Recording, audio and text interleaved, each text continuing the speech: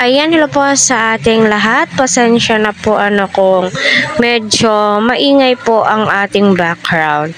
So, ang topic po natin ngayon ay walang iba kundi itong si Kalingap Eds na wala po siyang kaarte-arte.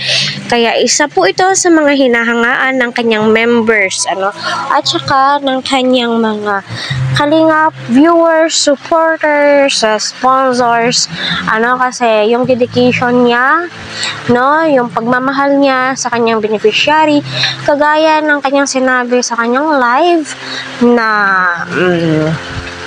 focus siya sa mga taong tinutulungan po niya.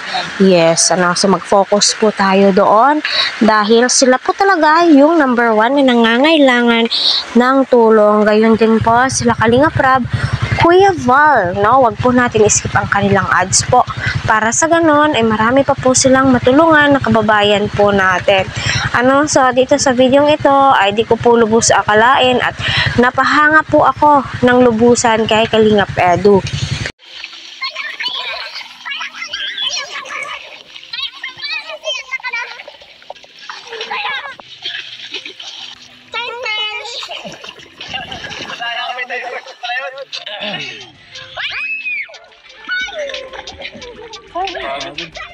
Sarap maligo pag ganito. Ha?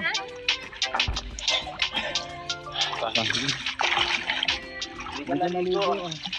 Walang siya. Nagpaulan ka lang.